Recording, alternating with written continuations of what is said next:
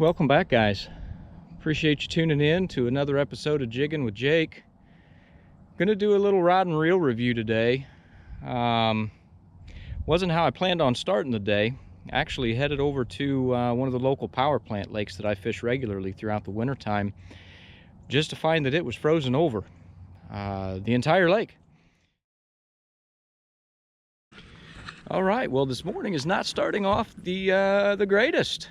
I'm at a power plant lake, and apparently that power plant hasn't been running in some time. This is the hot water discharge that normally stays open water pretty much all winter, and as y'all can see, it's frozen solid. So ain't gonna be any fishing done here.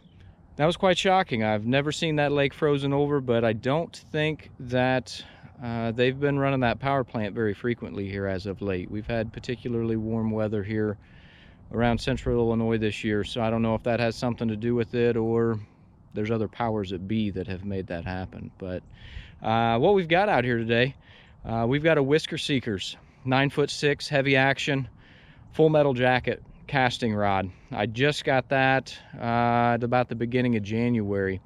I've had one opportunity to come over here and give this thing a couple throws. Got it teamed up with a Abu Garcia C3 6500 Catfish Special. It's a slick combo. The orange and black really look great together. It's aesthetically appealing. It certainly is that, but you can't go wrong with an Abu Garcia 6500. In my opinion, this rod and reel combo casts amazing. Rod feels absolutely great in your hands, and currently got just some inexpensive line on this thing, just some 30-pound mono I picked up from Walmart, fairly inexpensive. I think it was trilene or something of that nature. It was like $1.47 for 350 yards, something like that. So nothing expensive. I don't have an extensive amount of experience with bait casting reels, so I wanted something that I could put on here that if I did get into trouble and rat nest this thing, that I wasn't going to be hurt on what I paid for line. So like I said, I've been up here one other time here just recently, gave this thing several different throws, played with the brake a little bit to get used to that and kind of get a feel for how that works, and so far I'm really happy with it. Quite frankly, I've been a spin and reel type of guy my entire life. It's pretty much all I've used since about the time of 13 years old. Prior to that, of course, you know how we all start, the old Zebco 33s, 404s, things like that. So I'm gonna give this rod some more throws today. Actually, I'm gonna probably try and ease the brake down a little bit on it as well. Try to get some further casts. When I was up here a few days ago, I was only hitting maybe 55, 60 yards on my cast. So I'm hoping to get 80 to 100 yards at some point in time in the near future. That's kind of a stretch for a beginner, because that's what I am with a bait caster. But we got to start somewhere, guys.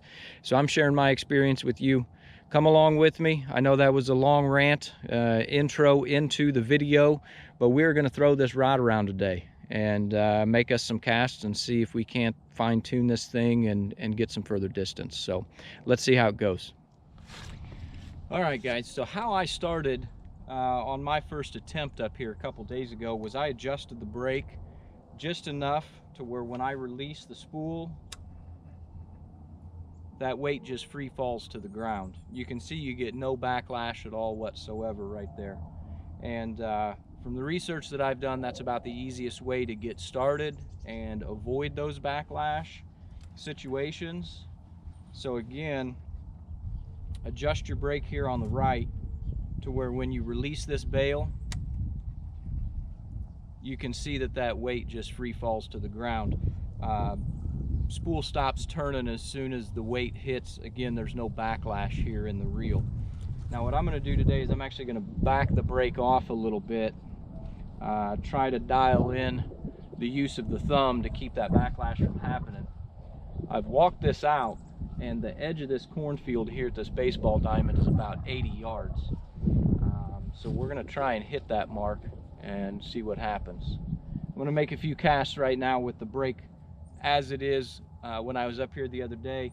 Again, just a little warm up round for the beginner here.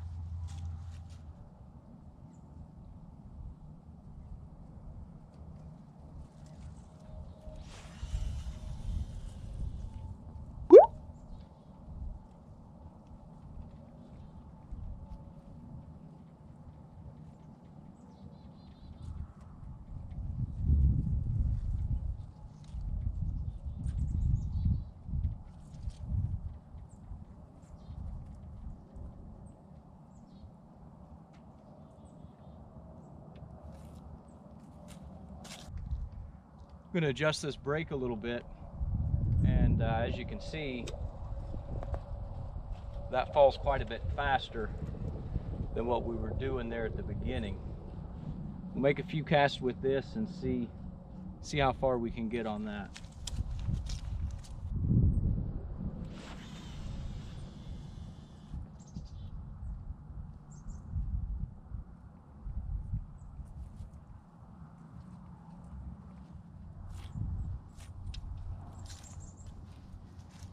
That looked like I was probably getting maybe about another 10 yards out of that cast. We're going to really ease the brake up a little bit more on it and see if we can't hit that cornfield.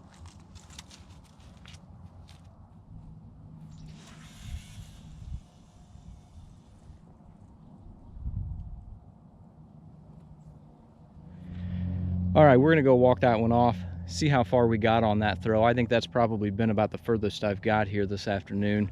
Here's where we started. We'll just walk this off real quick.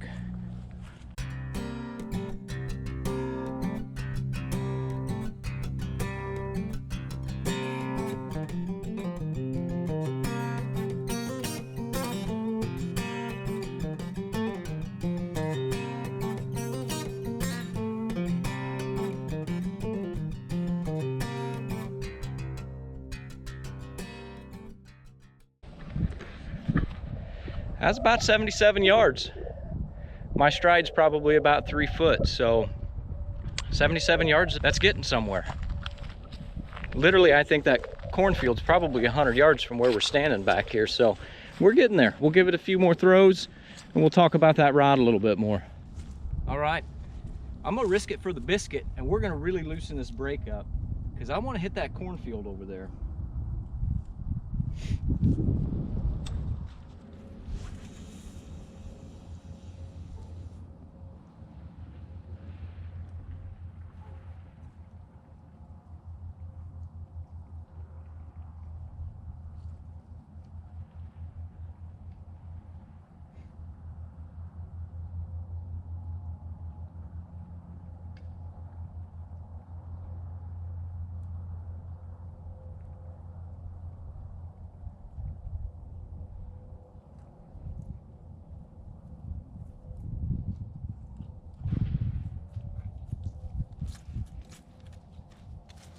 Well, we're still hitting right around 75, 77 yards. I could probably get 80 if I keep playing with it, but that's not the point of this. Well, it kind of is, because I've got to get used to casting this thing. Because again, I'm a rookie with these guys, and you may be too, and this may help you guys. Some things that I can tell you. The Abu Garcia C3 6500, in my opinion, for not having thrown one of these since I was 12 years old, very, very easy to get used to again. If you understand the simple concept of keeping a little bit of pressure with your thumb at about the time that weight hits the ground, the water, then you're going to avoid those backlashes. If you're worried about that, again, adjust your brake, tighten that down so that you avoid those things. Power handle on the C3 6500 I think is a little bit better than the double handle. Gives you a little bit more leverage on fish. That's just, again, an opinion based upon my experience with spinning tackle. The Whisker Seeker's 9'6", heavy action, full metal jacket rod. This is something that I looked very heavily into before making this purchase. I looked at several different rod manufacturers and wanted something that was going to be heavy enough to throw heavier lead, heavier bait, and still make some of those long casts. Now this rod is rated to throw anywhere from 1 to 12 ounces on your lure weight. What that means is you can throw up to 1 to 11 ounces total of weight. That includes your sinker, your barrel swivel, and your hook, and of course whatever bait you're throwing. So what I've got on here today, I've got a 4-ounce no roll, medium barrel swivel, and then I've got a 2-ounce coin weight here at the bottom, kind of to represent some bait. So I've got overall 6 ounces here that I'm throwing today.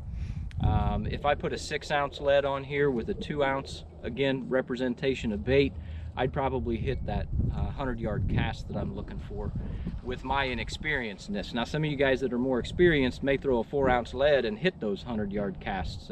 This is my second time out throwing one of these. Again, I haven't messed with a bait caster since I was about 12. But the other thing, kind of got off topic there. The other thing that I wanted to know really about these rods is heavy action. You know, how heavy's heavy? Am I going to enjoy catching a 5, 6, 8-pound blue cat, channel cat? Is the tip fast enough, light enough to where those fish are going to be enjoyable to catch? And this tip is. I mean, it really has some pretty fast action on the tip. It's not a broomstick. Some of these heavy action poles that I've seen, they're thick all the way down to the tip, and they don't have that, I don't want to necessarily, I guess, sensitivity, I guess. The enjoyment factor is what I'm going to call it.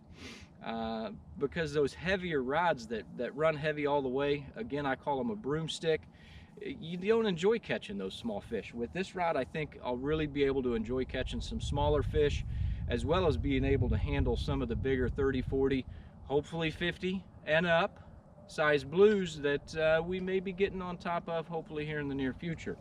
But so far, first impression out of the gate, I really like the rod. Again, it's the 9'6" heavy action full metal jacket bait casting rod from Whisker Seekers. Reel is the C3 6500 from Abu Garcia Catfish Special. Couldn't be more pleased with it, to be quite frank. It's overall a great combo. I'm looking forward to using it. You guys will see me using it here in the near future.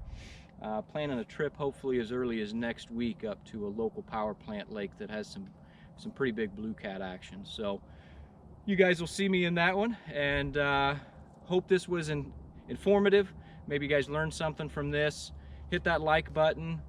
Don't forget to drop me some comments if you guys have any other questions. And remember guys, can't catch them sitting on the couch. We'll see you on the next one.